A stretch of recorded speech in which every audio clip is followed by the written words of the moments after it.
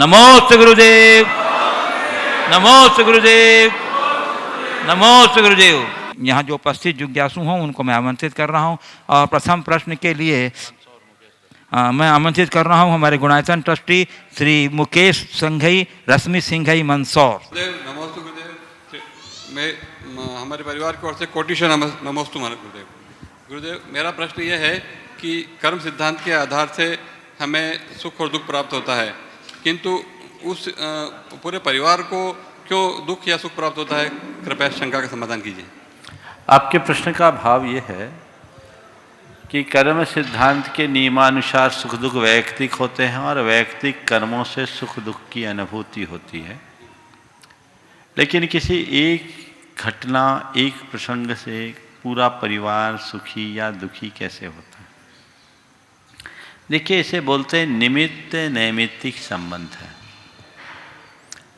हम सब लोग एक दूसरे से कहीं न कहीं किसी न किसी रूप में जुड़े हैं, और जब हम एक दूसरे से जुड़े हैं तो ऐसा निमित्त नैमित्तिक संबंध बन ही जाता है।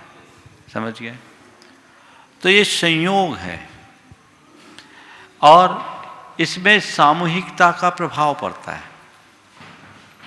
इसे हम अगर कर्मशास्त्रीय में भाषा में कहें तो ये हम कहेंगे तदनुरूप द्रव्य क्षेत्र काल और भाव। एक व्यक्ति के अच्छा कार्य करने से पूरे परिवार का द्रव्य क्षेत्र काल भाव बदल जाता है, और जब परिवार का द्रव्य क्षेत्र काल भाव बदलेगा तो उनके कर्म का फल भी बदलेगा। तो एक के निमित्त से अनेक को सुख मिला। एक व्यक्ति ने कोई गलत कार्य किया, उसके कारण उस पूरे परिवार का द्रव्य क्षेत्र काल भाव बदला। तो एक के निमित्त से अनेकों को दुख मिला। तो एक व्यक्ति का सुख और दुख निमित्त है और उससे उसके परिवार का प्रभावित होना नैमित्तिक है। तो ऐसा निमित्त नैमित्तिक संबंध बना रहता है। श्री सुनील एक और है, बोलो। नमोस्तु गुरुदेव। मेरी शंका ये है कि क्या पुण्य के भी कई प्रकार होते हैं, और यदि होते हैं तो हम उनको किस तरह के कर्मों से कर सकते हैं? देखिए, पुण्य के कई प्रकार शास्त्रों में बताए हैं, अलग अलग दृष्टि से बताए जी। मैं अनेक दृष्टियों से पुण्य के प्रकारों की थोड़ी सी चर्चा करता हूँ। बहुत अच्छा सवाल आपने पूछा है। पुण्य को आगम में दो तरह से कहा, एक पुण्यानुबंधी पुण्य और दूसरा पापानुबंधी पुण्य। पुण्यानुबंधी पुण्य वह पुण्य जो अपने उदय में व्यक्ति की बुद्धि को निर्मल रखते हुए उसे अच्छे कार्यों में लगाए और उसकी सद्गति का कारण बने। पापानुबंधी पुण्य वह पुण्य है जो अपने उदय में व्यक्ति के चित्त को विकृत करे, बुद्धि को भ्रष्ट करे, पापों में आसक्त करे और दुर्गति का पात्र बनाए। इस तरह से पुण्यानुबंधी पुण्य और पापानुबंधी पुण्य के भेद से पुण्य के दो भेद किए जा सकते हैं। दूसरा भेद है एक सातिशय पुण्य और एक निरतिशय पुण्य। सातिशय पुण्य वह पुण्य है जो पुण्य के बंध के साथ पाप को गलाए, वो परंपरा से मुक्ति का कारण बनता है। और निरतिशय पुण्य वह पुण्य है जहाँ केवल पुण्य का बंध हो, पापों का गालन न हो। ये दोनों व्याख्याएं तो शास्त्रीय है। कुछ व्याख्या में व्यवहारिक दृष्टि से कहता हूं। एक पुण्य है ताजा पुण्य और एक पुण्य है बासा पुण्य। समझ गए? ताजा और बासा क्या है? जो हमने आज किया, अभी अर्जित किया, वो ताजा पुण्य। और जो अतीत से हम लेकर आए वो बासा पुण्य। इसे ही दूसरे शब्दों में कहूं तो संचित पुण्य और अर्जित पुण्य।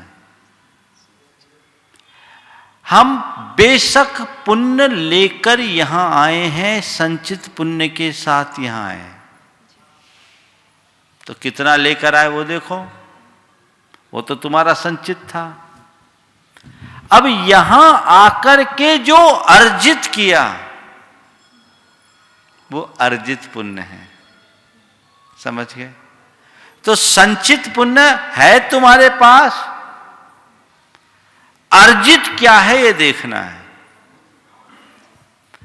जिसका संचित की अपेक्षा अर्जित अधिक है, समझ लेना उसका भविष्य उज्जवल है, और जिसका संचित कम हो, संचित अधिक हो, अर्जित खत्म हो, तो समझना वो भिखारी बनने वाला है, वो खोखला होने वाला है, अपने आप को खाली करके चलने वाला है। तो हमें संचित से ज्यादा अर्जित पर ध्यान देना चाहिए। तो ये पुण्यानुबंधी पुण्य, पापानुबंधी पुण्य, सातिशय पुण्य, निरतिशय पुण्य, ताजा पुण्य, बांसा पुण्य और संचित पुण्य और अर्जित पुण्य, 4 हो गए ना। चलो, नमस्ते। श्री सुनील निशा जैन, श्री सुधीर संगीता जी जैन, लक्ष्मी भंडार जबलपुर, और उसके बाद तैयार रहेंगे श्रीमती शशि कांता जी, श्री विपिन जी, रचना आर्या पौर्विक, गंज बासौदा।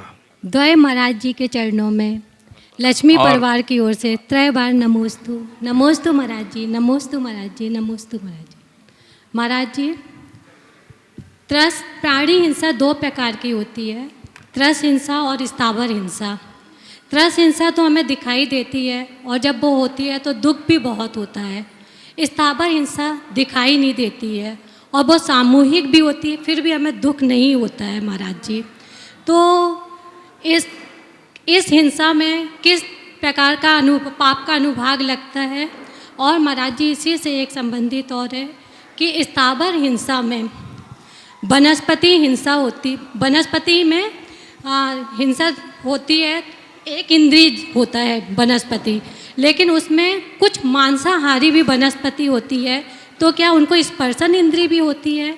महाराज जी, मेरी शंका का निवारण कीजिए। नमोस्तु महाराज जी। देखिए, आपने एक सवाल किया है कि हम त्रस हिंसा से तो प्रभावित हो जाते हैं, ग्लानि होती, स्थावर हिंसा में प्रभावित नहीं होते, तो क्या स्थावर हिंसा में हमें पाप नहीं लगता? पहला प्रश्न आपका है।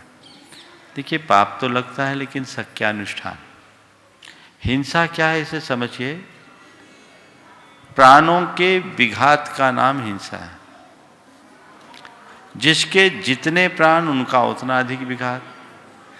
एक इंद्रिय के पास केवल एक इंद्रिय प्राण है, 2 इंद्रिय के पास उससे अधिक प्राण है, 3 इंद्रिय के पास उससे अधिक प्राण, 4 इंद्रिय के पास उससे अधिक प्राण, और 5 इंद्रिय के पास उससे अधिक प्राण। तो हमारे द्वारा जितने अधिक प्राणों का घात होगा, उतनी अधिक हिंसा होगी। तो तुलनात्मक रूप में त्रस जीवों की अपेक्षा स्थावर जीवों की हिंसा में पाप अल्प है, और सक्यानुष्ठान है, जितना सख्य उतना करना चाहिए। हालांकि व्यर्थ में हमें किसी भी हिंसा से बचना चाहिए। आपने दूसरा सवाल किया है कि वनस्पति में कुछ वनस्पति मांसाहारी भी होते हैं, तो क्या उनको स्पर्श इंद्री भी होती है? स्पर्श इंद्री तो होती है, एक इंद्री उसी बोलते हैं, रसना इंद्री भी होती है। 16 साल फिसल गई यहाँ। तो नहीं, वो तो स्पर्श करके ही अपना ग्रहण करते, कौर बनाकर ग्रहण नहीं करते, लेप करके उसको वो ग्रहण करते हैं। तो वो उसी तरीके से होंगे, उनको हम त्रस नहीं कहेंगे। नमोस्तु महाराज जी। नमोस्तु। श्रीमती शशि कांता जी, श्री विपिन जी, रचना आर्या पौर्विक, गंज बसौदा, और उसके बाद तैयार रहेंगे दयोदय कोशाला गंज बसौदा कमेटी के श्री आनंद जी मोदी, श्री निर्मल कुमार जी, श्री विपिन जी। बोलो क्या है? इस वर्तमान काल में जन जन को एक नई दिशा और दशा देने वाले मुनिद्वय के चरणों में मैं बारंबार नमन, चरण वंदन एवं आभार व्यक्त करता हूँ।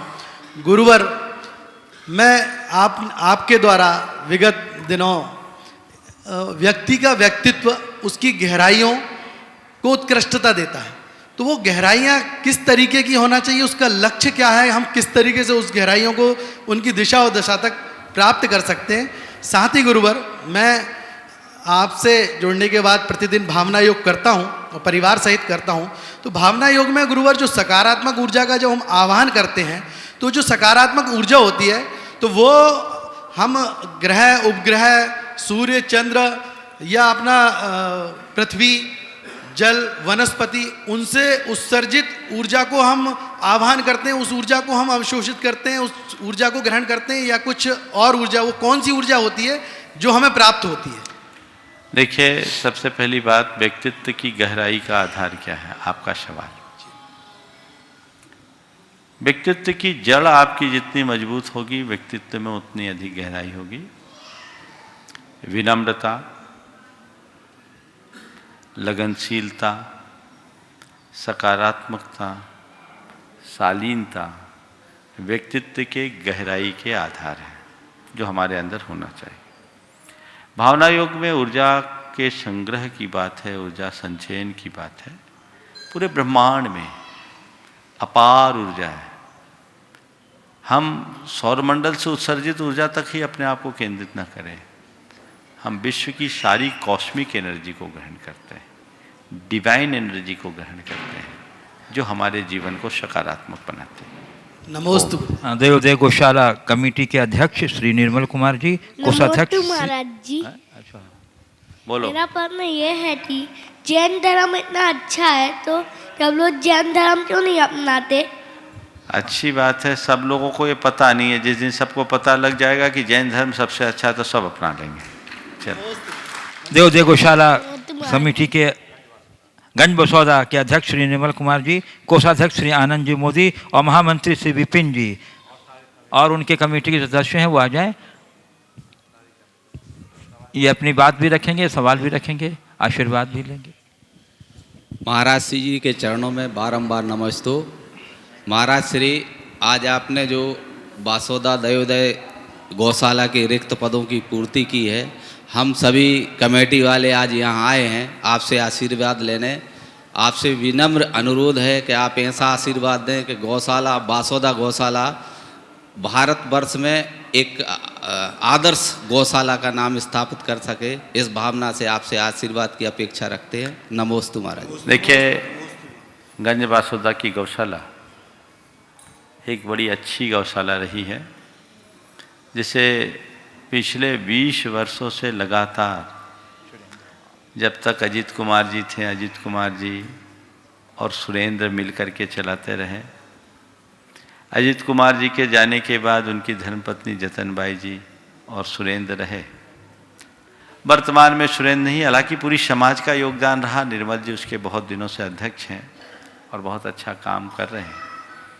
लेकिन आज मुझे बहुत प्रसन्नता है कि सुरेंद्र के जाने के बाद आप लोग पूरी युवा टीम लेकर के आए हैं। मैं इस पूरी टीम को आशीर्वाद देता हूँ।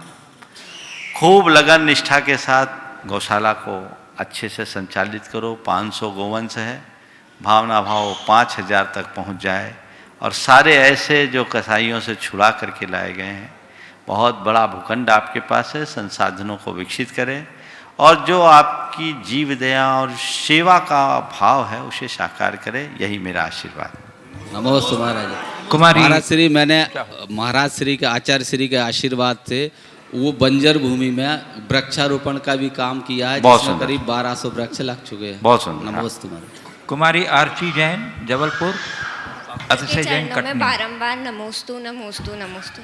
गुरुवर, मेरा प्रश्न यही है कि जब पर्सनालिटी को डिफाइन करते हैं तो 2 टाइप की ब्यूटीज़ डिफाइन होती हैं, एक आउटर ब्यूटी, एक इनर ब्यूटी। हमें किस ब्यूटी को ज़्यादा महत्वता देनी चाहिए? और जब हम ये एक स्टेटमेंट दिया जाता है कि first impression is a last impression, वो किस चीज़ पे लाइट डालता है, आपकी इनर ब्यूटी पे कि आपकी आउटर ब्यूटी पे? मैं तुमसे एक सवाल करता हूँ। किसी व्यक्ति की आउटर ब्यूटी से अट्रैक्ट होकर तुम उससे मिलो और वो तुमसे बेअदबी से बात करे, बातचीत करने में लगे कि ये आदमी अपरिपक्व है, एकदम बच्चा है, इमैच्योर्ड है, तुम्हारा अट्रैक्शन कितनी देर रहेगा? गुरुवर, सिर्फ कुछ क्षण का, है ना। अरे एक व्यक्ति देखने में बड़ा साधारण है,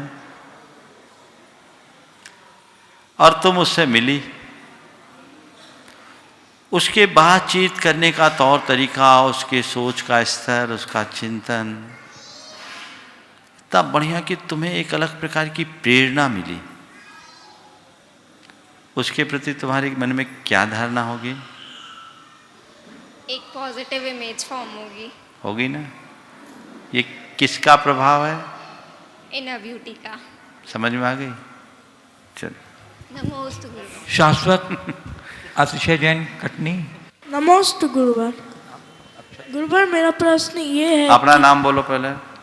मेरा नाम अक्षत जैन है। बोलो। गुरुवर मेरा प्रश्न ये है कि अपन को महाराज जी बनने के लिए इतने सारे त्याग क्यों करने पड़ते हैं? क्या बनने के लिए? महाराज जी। महाराज जी बनने के लिए त्याग करने पड़ते? किसने बोला त्याग करना पड़ा? महाराज जी कपड़ों का। हाँ, महाराज जी बनने के लिए त्याग नहीं करते हैं, त्याग करते हैं तो महाराज जी बन जाते हैं। बात समझ में आ रही है? क्या बोला हूं मैं? महाराज जी बनने के लिए त्याग नहीं करते, त्याग करने पर महाराज बन जाते हैं। समझ गए? और सुनो ध्यान से अक्षर, जिस दिन तुम्हारे मन में भाव होंगे ना महाराज जी बनने के, अपने आप त्याग के भाव आ जाएंगे। समझ गए? दूसरों को कष्ट लगता है, लेकिन जो इस मार्ग पर चल पड़ते हैं उनको बड़ा आनंद आता है। तुम्हें कैसा लग रहा है अभी हमारे पास? महाराज जी अपनी जिंदगी से हारे थके दिख रहे हैं क्या? कैसे दिख रहे हैं? हाँ, माइक पे बोलो। अच्छे। खूब हैप्पी और प्रसन्न दिख रहे हैं? दिख रहे हैं ना? तो अब बताओ, तुमको महाराज जी अच्छे दिख रहे हैं कि अपने घर के पापा लेकर अच्छे दिख रहे हैं? बोलो, दोनों में कौन अच्छे दिख रहे हैं? ईमानदारी से बोलना। तुलनात्मक रूप से दोनों में कौन अच्छे दिख रहे हैं? आप। क्यों? क्यों अच्छे लग रहे हैं महाराज जी? महाराज जी अच्छे लग रहे हैं ना, बुरे तो नहीं लग रहे माना। क्यों अच्छे लग रहे हैं? महाराज जी में ऐसा क्या दिख रहा है जो तुम्हें आकर्षित कर रहा है, अट्रैक्ट कर रहा है? बोलो, अपने मन से बोलो, उसको सिखाओ नहीं, बोलने दो। हाँ बोलो। त्याग। त्याग ना? तो हमसे कोई जबरदस्ती त्याग कराता तो हमारे चेहरा बुझा होता। हमने खुद अपने आप के रास्ते को पकड़ा, इसलिए चेहरा खिला हुआ है। समझ गए? इसलिए हमेशा जो भी करो अपने मन से करो, समझ के करो, जीवन भर आनंद होगा। गुणायतन संरक्षक श्री ऋषभ जी, सुमन जी जैन, मिर्जापुर उत्तर प्रदेश। और सी बात तैयार रहेंगी श्रीमती रितु शाह, सुयस जैन, जबलपुर। गुरुदेव के पावन चरणों में मेरा और मेरे परिवार और मेरे पूरे शहर का, पूरे नगर का बारंबार नमोस्तु नमोस्तु नमोस्तु। गुरुदेव, प्रश्न के पहले हम निवेदन करेंगे कि आपके चरण मिर्ज़ापुर पड़े। हम लोग बहुत ही दिनों से ये उम्मीद लगाए बैठे हुए हैं। तो गुरुदेव, पूरे समाज का, काशी समाज, मिर्ज़ापुर समाज, इलाहाबाद, प्रभासगिरी समाज, सबका ये निवेदन है कि गुरुदेव आपके चरण हम लोगों की तरफ पड़े, आपके दर्शन मिले। गुरुदेव, मेरा प्रश्न है कि इस पृथ्वी में जितने भी पर्वत हैं, इन पर्वतों का हमारे मानवीय जीवन में या जीवों के ऊपर बहुत उपकार है। इन पर्वतों से हमें नदियाँ मिली, वनस्पति मिला, जल मिला, जीवन मिला और रक्षा भी मिली गुरुदेव। और हमारे 24 तीर्थंकर भगवंतों में 23 तीर्थंकर करीब करीब, जहाँ तक मुझे मालूम है, मोक्ष गए इन्हीं पर्वत के श्रृंखलाओं से। और न जाने कितने अनंतानंत ऋषि मुनि तपस्या करते हुए इन पहाड़ों से मोक्ष पधारे। तो क्या गुरुवर ये मान लिया जाए कि मोक्ष मार्ग का एक रास्ता क्या इन पहाड़ों के ऊपर से होकर गुजरता है? कृपया हमें समझाएं। देखिए, पहाड़ों से जुड़ा बहुत अच्छा सवाल आपने किया है। पर्वत इस पूरी की पूरी प्रकृति की सुरक्षा में कितना सबल आधार है, किसी से छुपा नहीं। और पर्वतों से हमें बहुत कुछ मिला है। और हमारे 24 तीर्थंकरों में 22 तीर्थंकर पर्वत से गए। भगवान महावीर, भूतल से गए, हालांकि वो एक टीलानुमा स्थान था जो अब तालाब बन गया, और चंपापुर से बाशुपूज भगवान। इस अर्थ में मंदारगिरी चंपापुर है भगवान का निर्वाण स्थल। चंपापुरे श्री बासुपूज्य सुत सिद्धिमान। तो 22 तीर्थंकरों को पर्वतों से निर्वाण हुआ है। मुझसे एक सवाल दूसरे तरीके से कभी किसी ने पूछा था कि महाराज, जितने भी वैष्णव तीर्थ हैं प्रायः नदियों के तट पर है, और जैन तीर्थ सभी पर्वतों पर है। इसकी वजह क्या है? इस संदर्भ में मैंने जो उत्तर दिया, आपके सवाल के उत्तर में मुझे लगता है ज्यादा फिट बैठेगा। मैंने कहा, देखो, जैन साधना और वैष्णव साधना दोनों अलग अलग अवधारणा के साथ बढ़ी है। वैष्णव साधना में आत्मा को परमात्मा में समर्पित करने की बात की जाती है। समझ गए? वो भक्ति की प्रधानता है, आत्मा को परमात्मा में समर्पित करने की प्रधानता है। तो वो साधना जल तत्व प्रधान है। नदी बहती है, सागर में समाहित हो जाती है, आत्मा परमात्मा में समा गई।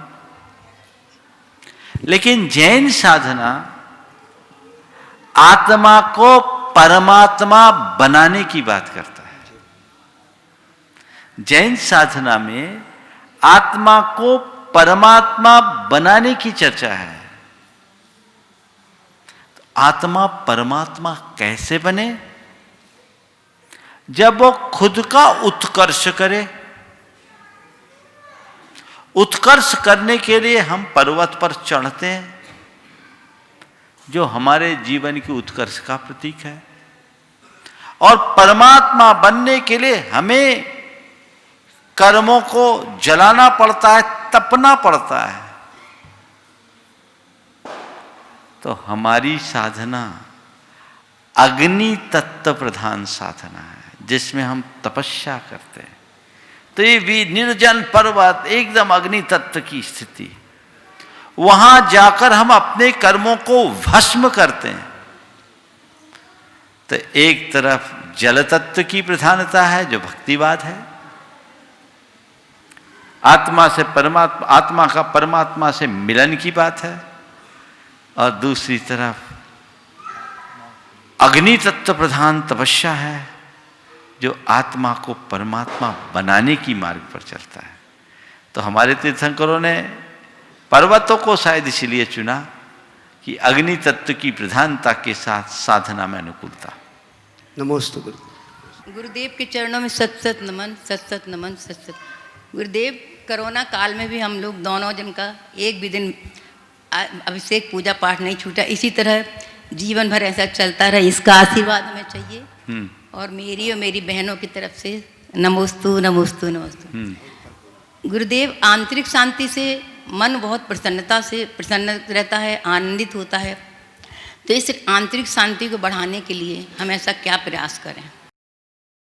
बाहरी अशांति के निमित्तों से बच जा, अपने आप सारा काम। नमोस्तु गुरुदेव। श्रीमती रितुषा सुयस जैन जबलपुर, और उसके बाद तैयार रहेंगी श्रीमती संगीता गुड्डा पूजा जबलपुर, राष्ट्रीय महासंघ युवा महासंघ के पूर्व अध्यक्ष। महाराज श्री लक्ष्मी भंडार परिवार की ओर से बारंबार नमोस्तु नमोस्तु नमोस्तु। महाराज श्री, मेरा प्रश्न ये है कि सहनशीलता का फल अविनाशी होता है, तो सहनशीलता को अपने अंतर्मन में स्थापित करने के लिए हमें क्या पुरुषार्थ करना चाहिए? बहुत अच्छा सवाल है, बात बिल्कुल सही है। मैंने अनेक बार ये बात दोहराई है कि जितना सहन करोगे उतना समर्थ बनोगे। जो सहन करता है वही समर्थ बनता है। तो अपने सामर्थ्य को विकसित करना चाहते हैं तो हमें सहनशील बनना ही चाहिए। अब रहा सवाल सहनशीलता को बढ़ाने के लिए हम क्या करें। पहली बात तो पॉजिटिव सोचना शुरू करें, सकारात्मक सोचें और भावना योग का एक प्रयोग करें। मुझे सहन करना है, मुझे सहन करना है, मुझे सहज रहना है, मुझे सहन करना है। इसे आप दोहराओ तो अपने आप आपके भीतर सहनशीलता बढ़ेगी।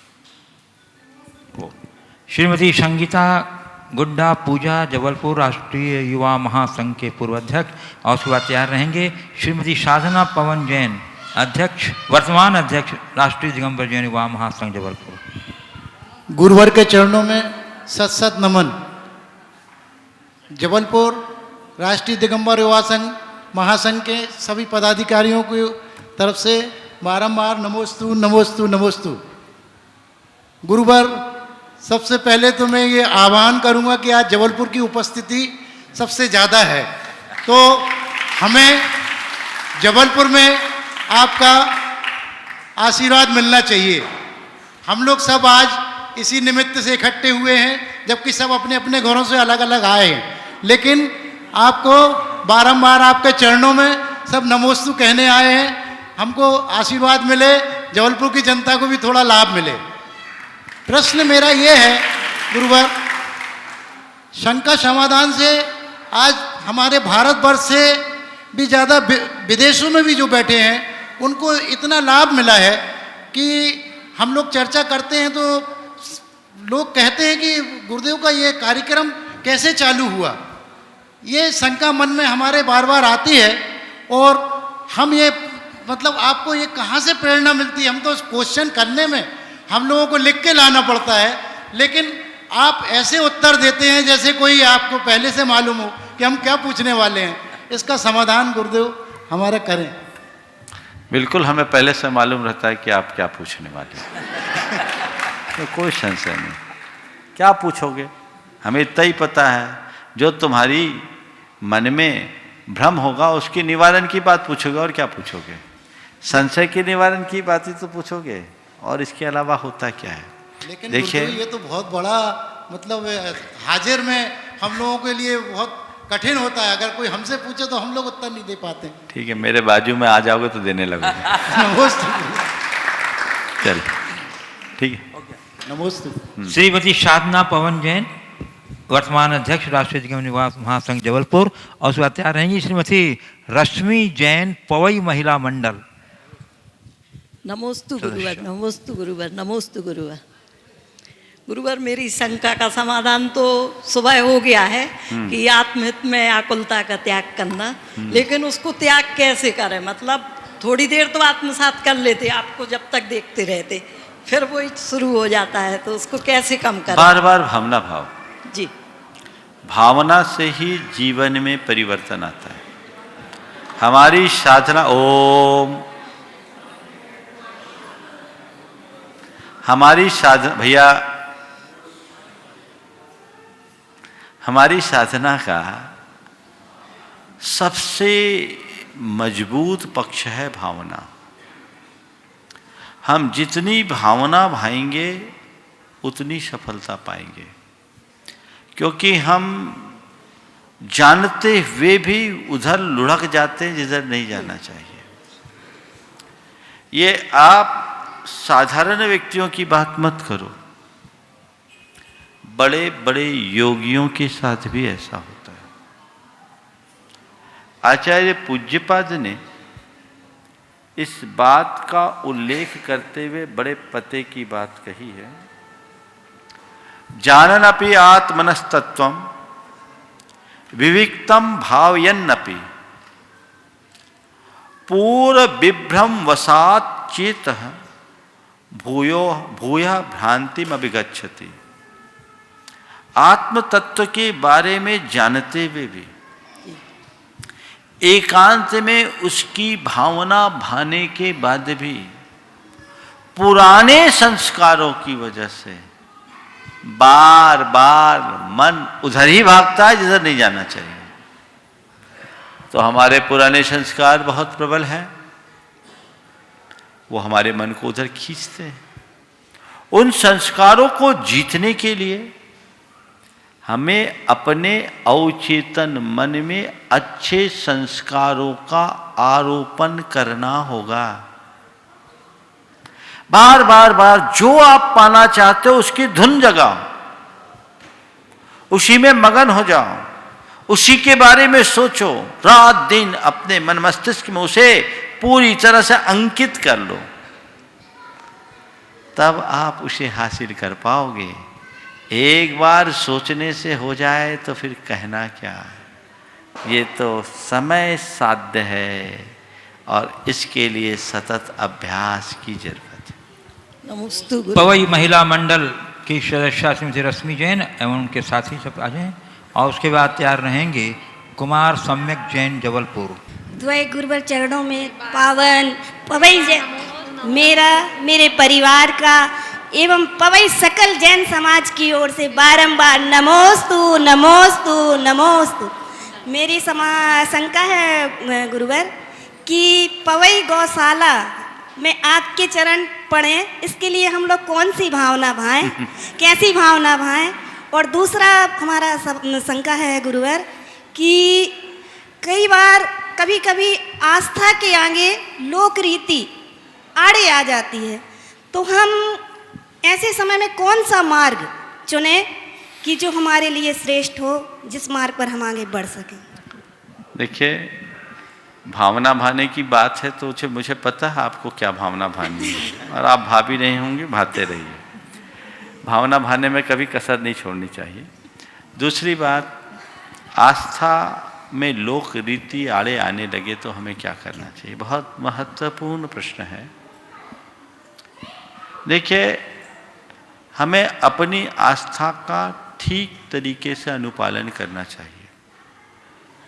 अगर लोक रीति के कारण हमें अपनी आस्था को बदलना पड़े तो ये बात ठीक नहीं। आस्था के साथ न तो समझौता करना चाहिए न खिलवाड़ करना चाहिए। ऐसी लोक रीतियों से हमें परहेज करना चाहिए जो हमारी मूलभूत आस्था के विरुद्ध हो। हमें उन्हीं लोक रीतियों को स्वीकार करना चाहिए जिससे निज पर का हित हो और हमारी आस्था को संपुष्ट करे। हमें अत्यंत विनम्रता से अपनी बात रखते हुए उनसे परहेज कर लेना चाहिए। नमोस्तु गुरुवर। कुमार सम्यक जैन जबलपुर, उसका तैयार रहेंगी श्रीमती अंजना जैन जबलपुर। कार्यकर्ता गुरुदेव के चरणों में नमोस्तु नमोस्तु नमोस्तु। बोलिए आचार्य गुरुवर विद्यासागर महाराज की जय। आज श्री विद्यासागर गौरक्षा संवर्धन समिति पवई की उपस्थिति संपूर्ण यहाँ पे हुई है। सभी लोगों का ये निवेदन है कि गुरुदेव वहाँ पे 3500 से 4000 गाय विराजमान रहती है। ठंडियों में गाय को बहुत ज़्यादा रखने की समस्या बनती है। इसके लिए निवारण गुरुदेव, और बढ़ती भी जाती है गाय। और आपके चरण हमारी गौशाला तरफ पड़ें जिससे हमारी गौशाला जो है पवित्र और शुद्ध हो सके। देखिए, सबसे पहले मैं पवई और खासकर आपकी जी हिम्मत को दाद दूंगा और आप लोगों के कार्य की भूरी भूरी सराहना करता हूँ। जहाँ बहुत छोटी सी समाज, मेरे ख्याल से 20-25 परिवार हैं, 35 घर हैं, लेकिन वर्तमान में देश भर में सबसे ज़्यादा जैन समाज के द्वारा संचालित गौशालाओं में सर्वाधिक गोवंश पवई में है। जय जय गुरुदेव। 3500 से 4000 गोवंश लगभग वहाँ हमेशा बने रहते हैं। उन्हें ऐसा प्राकृतिक रूप भी मिल गया है और बड़ी कर्मठता लगनशीलता के साथ आप काम करते हैं। मैं जानता हूँ आप लोग समर्थ हो, कार्य को पूरी तरीके से करा लोगे। और मैं और लोगों को प्रेरणा देना चाहता हूँ कि इनसे प्रेरित हो और थोड़े से लोग मिलकर के भी जब इतना बड़ा काम कर सकते हैं तो बड़ी बड़ी समाजें आदर्श उपस्थित क्यों नहीं कर सकती, जरूर कर सकती है। आप लगे रहो, जुटे रहो। मुझे मालूम है आपको काम करना आता है, वर्षों से सेवा कर रहे हो, ऐसे ही करते रहो। नमोस्तु कुमार सम्यक जैन जबल। ओम ओम। चरण परें गुरुदेव, चरण परें गुरुदेव। भावना भाव। महाराज जी, मैं गुरुवर के चरणों में शत शत नमन। महाराज जी, मेरा प्रश्न यह है कि भगवान बनने के लिए बहुत कड़ी तपस्या क्यों करनी पड़ती है? भगवान बनने के लिए कोई सरल मार्ग है या नहीं? कृपया समाधान करें। देखो, बहुत अच्छा सवाल है। भगवान बनने के लिए कड़ी तपस्या क्यों करनी पड़ती है? भगवान बनने का कोई सरल मार्ग है या नहीं? बहुत सरल मार्ग है। भगवान बनने का मार्ग कठिन नहीं है, मार्ग बहुत सरल है। क्या करना है भगवान बनने के लिए? अपने मन को बच्चा बना लेना है, समझ गए? बच्चे जैसा निश्चल बना लो, मन को सरल बना लो, भगवान बन जाओगे। लेकिन हमारे अंदर की कुटिलता के संस्कार इतने गहरे पड़ गए कि चाह करके भी जल्दी से नहीं होते। तपस्या भगवान बनने के लिए नहीं की जाती, तपस्या अपनी बुराइयों को दूर करने के लिए की जाती है। जैसे जैसे हम बुराइयों को दूर करते हैं, हमारे जीवन का रास्ता साफ होता जाता है। जिस दिन हमारी सारी बुराइयां दूर हो जाएगी, हम खुद भगवान हो जाएंगे। श्रीमती अंजना जैन जबलपुर वह तैयार रहेंगी। कुमारी आकृति जैन कटनी। नमोस्तु गुरुदेव, नमोस्तु गुरुदेव, नमोस्तु गुरुदेव। मेरा प्रश्न ये है, हम अपने जीवन रूपी घड़ी में वो कौन सी बैटरी लगाएं कि वह घड़ी भीतर नियमित बिना रुके गतिशील रहते हुए अपने लक्ष्य तक पहुंच सके? जीवन रूपी घड़ी में ऐसी कौन सी बैटरी लगाएं कि हर पल गतिशील रहते हुए अपने लक्ष्य तक पहुंच सके? देखिए, मेरा तो कहना यह है कि बाहर की घड़ी में बैटरी की जरूरत है। जीवन की घड़ी तो स्वचालित है, उसे बैटरी की कोई जरूरत नहीं है। बस एक ही धुन रखो कि हमारी आती जाती सांस हमारे जीवन की गति की दिशा तय करती है। हमारी एक एक धड़कन हमारे जीवन की घड़ी के स्पंदन को प्रकट करती है। हम अपनी एक एक धड़कन की आवाज़ सुने और अपनी एक एक श्वास को सार्थक बनाने का संकल्प ले लें, तो फिर हमें कुछ कहने और करने की जरूरत नहीं होगी। कुमारी आकृति जैन कटनी स्वतः रही। कुमारी मानसी जैन कटनी। गुरुदेव के त्रिवार नमोस्तु। मेरी एक शंका है गुरुदेव, अभी इसी के पहले एक बहन ने आपसे प्रश्न किया था कि first impression is last impression, तो इनर ब्यूटी या आउटर ब्यूटी। तो आप फर्स्ट इम्प्रेशन के आजकल की जो समय है, मायाचारी दुनिया है, तो आप कई मीटिंग में आप किसी का समझ नहीं पाते कि कोई इम्प्रेशन क्या दे रहा है और अंदर क्या है, तो आप फिर उसको कैसे जज करोगे? देखिए, मैंने इस विषय में अनेक बार कहा, किसी भी व्यक्ति पर एकाएक विश्वास नहीं करना चाहिए। उसे निकटता से देखने की कोशिश करनी चाहिए, समझनी चाहिए। किसी भी व्यक्ति या वस्तु के संदर्भ में जल्दबाजी में लिया गया निर्णय कई बार हमें उल्टा परिणाम दे देता है, तो हमें समझ कर करना चाहिए। इस विषय में मैंने अनेक बार बात की। परखो, देखो, जांचो, और कदाचित एक आध बार धोखा हो जाए तो उसे स्वीकार करो, उसे नसीहत के रूप में लो, आगे सुधार करो। कुमारी आकृति जैन कटनी स्वतः रहे। कुमारी मानसी जैन कटनी। गुरुवर के चरणों में त्रैवार नमोस्तु नमोस्तु नमोस्तु। गुरुदेव, मेरा प्रश्न यह है कि एक व्रती के लिए 16 के भोजन के साथ साथ 16 का जीवन कैसा होना चाहिए ताकि वो आवृत्तियों के लिए बोझ ना बनकर प्रेरक बने? नमोस्तु गुरुदेव। देखिए, 16 का भोजन और 16 का जीवन, बहुत अच्छा सवाल है। और आपने एक वाक्य कहा, वह अव्रतियों के लिए बोझ न बने, प्रेरक बने। देखिए, सबसे पहले तो मैं ये कहूँगा, उन लोगों से जिनके घर में कोई व्रती है, वे अपने आप को इस अर्थ में सौभाग्यशाली समझें कि मेरा ये सौभाग्य है कि मेरे घर में कोई व्रती है।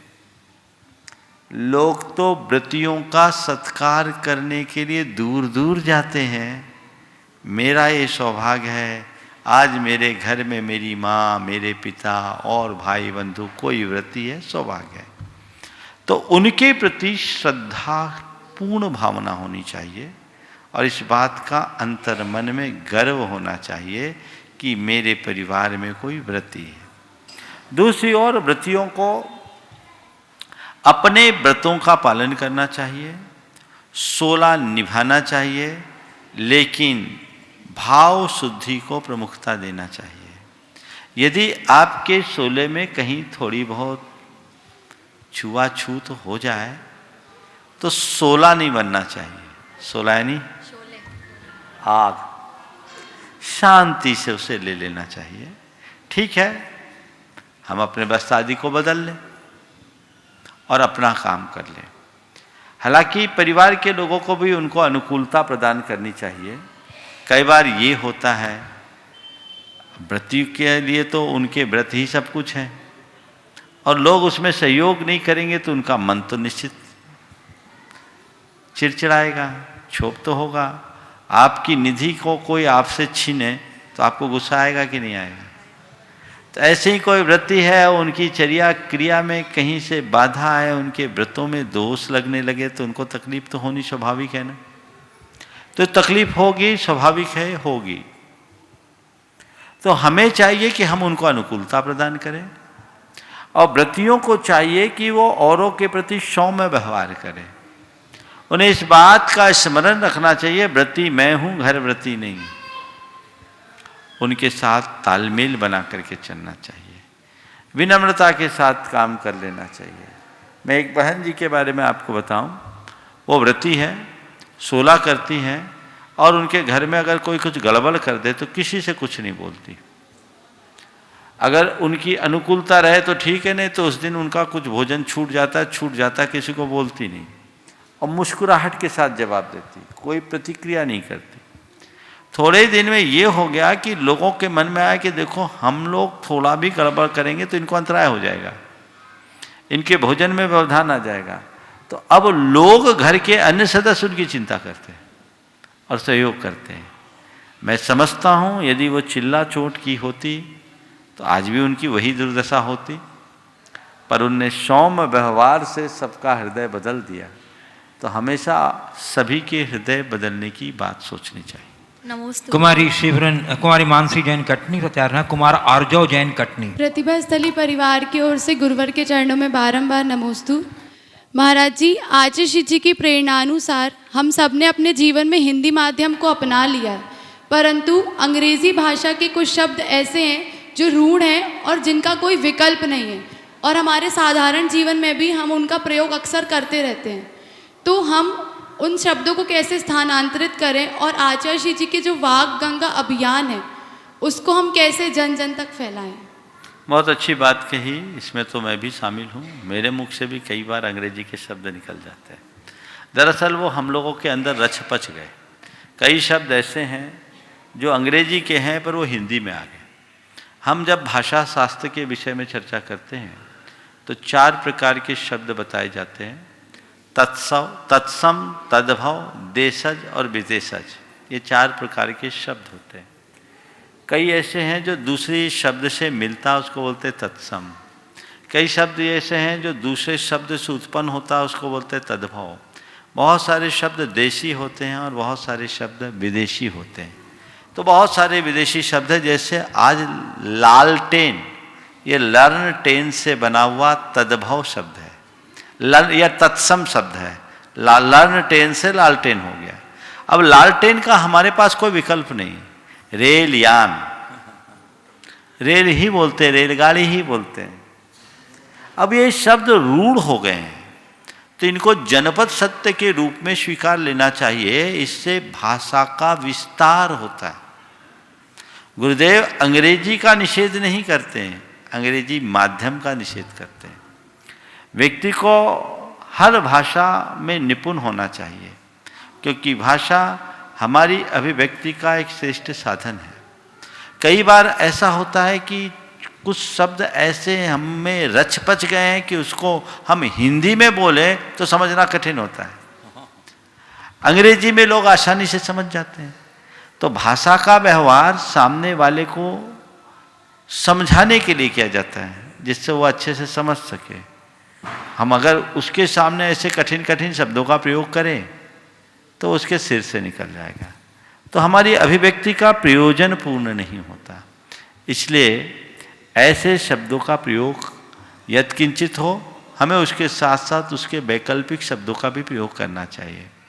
आपने देखा होगा कई जगह मैं अंग्रेजी शब्दों का प्रयोग करता हूँ, पर साथ में हिंदी शब्द को भी रख देता हूँ, ताकि लोगों को समझने में थोड़ी सहूलियत हो जाए। वाग गंगा अभियान गुरुदेव का बहुत श्रेष्ठ अभियान है, पर मैं क्या कहूँ, अभी फिर मुझे एक अंग्रेजी शब्द का प्रयोग करना पड़ेगा। अंग्रेजी हर मनुष्य के रग रग में रच पच गई है। अगर इसे हिंदी में मैं कहूँ तो वो अस्थि मज्जा बन गई है, पर शायद समझ में नहीं आएगा। मैं कहूँ ये बोन मेरो ट्रांसप्लांट करना पड़ेगा। अब समझ में आ जाए, समझ गए? तो ये इतने सालों में इतना रचपच गया है कि एकाएक परिवर्तन कठिन है, असंभव नहीं। हाँ, इसी से परिवर्तन होगा, इसलिए हम लोगों को कटिबद्ध होना चाहिए और लगातार इस तरह का प्रयास और उपक्रम करते रहना चाहिए। बदलाव आएगा। गुरुदेव ने सबको इस तरफ आकर्षित किया है। सभी मिलकर के ये कार्य करना शुरू करें तो बहुत बड़ा बदलाव आ सकता है। अंग्रेजी शब्द अछूत नहीं है। अंग्रेजी सोच से अपने आप को बचाना चाहिए। अंग्रेजी माध्यम का गुरुदेव ने निषेध किया।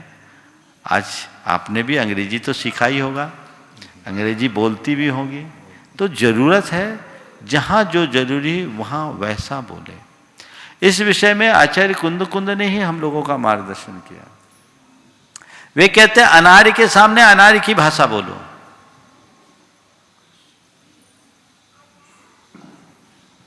समझ गए?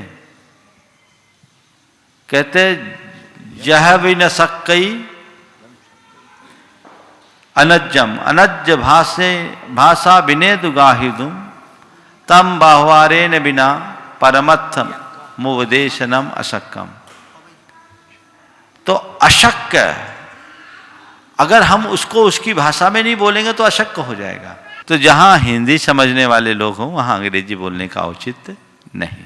कुमार आर्यो जैन कटनी बता रहेंगी। प्रियंका जैन पवई। महाराज जी, मेरा प्रश्न यह है कि मैंने पाठशाला में पढ़ा है कि भगवान जी का रथ श्वेत रंग का होता है, पर मेडिकल साइंस इसे स्वीकार नहीं करता।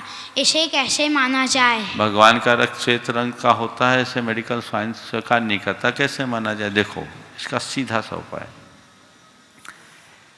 एक माँ जब किसी बच्चे को जन्म देती है तो माँ के पेट में दूध आता है कि नहीं आता है? आता है। पिया है ना माँ का दूध? पिया है कि नहीं पिया? पिया है। पिया है ना। तो माँ के पेट में दूध क्यों आता है पता है? नहीं। इसलिए आता है कि माँ के मन में अपने बच्चे के प्रति बड़ी ममता होती है। समझ गए? तो एक बच्चे के प्रति ममता होने के कारण माँ के पेट में दूध आ सकता है। तो जिनका संसार के हर प्राणी के प्रति ममत्व है, लगाव है, प्रेम है, उनके शरीर से अगर जर्रा जर्रा दुग्ध निकले तो क्या आश्चर्य हो सकता है? समझ गए? ये भावनात्मक है।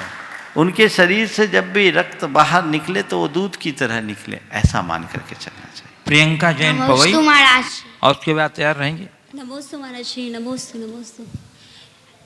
महाराज श्री, मेरा प्रश्न है कि लाइफ में कभी कभी ऐसे पल आ जाते हैं जिसमें अपने बहुत बड़े बड़े निर्णय लेने पड़ते हैं और उस समय अपने निर्णय लेने की क्षमता कमज़ोर पड़ जाती है। तो हम ऐसा क्या करें जिससे हम अपनी लाइफ में अच्छे से अच्छा डिसीजन ले सकें? आज से कुछ दिन पहले मैंने एक सवाल का उत्तर दिया है, निर्णय कैसे लें। आपका नंबर ऐसे समय पर आया है कि ज़्यादा विस्तार से नहीं बोला जा सकता, लेकिन ये छूटी छूटी गाड़ी में आप सवार हो रही हैं, मुझे इशारा हो रहा है समय आप सबका हो गया है। आपने कहा ऐसे समय में क्या करें, जब ज़्यादा दुविधा हो तो भगवान का नाम लो, स्थिर चित्त से अंतर्मुख हो और जो हो वैसा निर्णय लो। इस प्रकार आज के सत्र को परम पूज्य गुरुदेव के चरणों में नमन अर्पित करते हुए यहीं पर विराम। बोलिए परम पूज्य आचार्य गुरुवर श्री विद्यासागर जी।